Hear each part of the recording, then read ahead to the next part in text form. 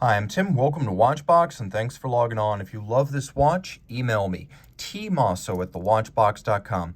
Your purchase and pricing email question line for buying this or any watch you see on any Watchbox platform. Please reach out to me directly. Email tmosso@thewatchbox.com for pricing.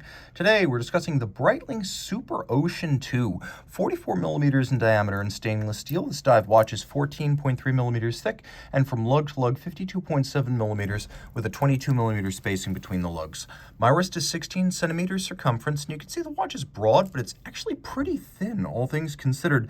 This is one of the thinnest dive watches you're going to encounter from Breitling, low enough that it might actually fit underneath dress cuffs, not just jackets. Now, the watch is broad across the wrist, so I'm going to say 15 centimeters circumference wrist or larger. I'm close to the limit, but I'm not quite there, which is why I think your wrist could be even a little bit smaller. And one of the keys here is that the end links of the bracelet are pivoted, so the bracelet will pull straight down out of the links rather than fighting or flaring. It's a good-looking bracelet.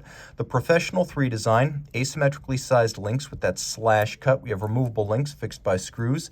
Everything's in satin finish. We have a single fold polished deployant clasp here, a clamshell lock to hold it shut, and then we have divots drilled inside the clasp, so you can use your strap tool to change the anchoring point of the bracelet and the clasp to fine-tune the fit. The watch includes a polished case flank, lug hoods that are satinated, and a conforming end link that creates a very integrated look between bracelet and case.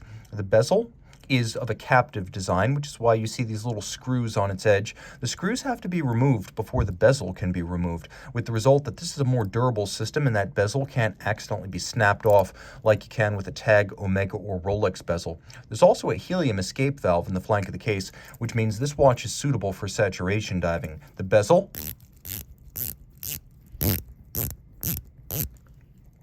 is a sharp and pleasing 120 click.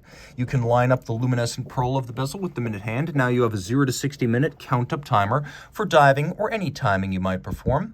As you can see, the bezel pearl is large and the dial is fully luminescent, including the seconds hand. The insert on the bezel is made of vulcanized rubber, and in my experience, this is a very durable arrangement that also happens to resist scratch as well. The Breitling bezel is a quite durable and complex assembly. As you can see, you have the captive bezel, then you also have this little metal chimney inboard, and that prevents the bezel, if it's hit, from coming into direct contact or applying pressure to the sapphire.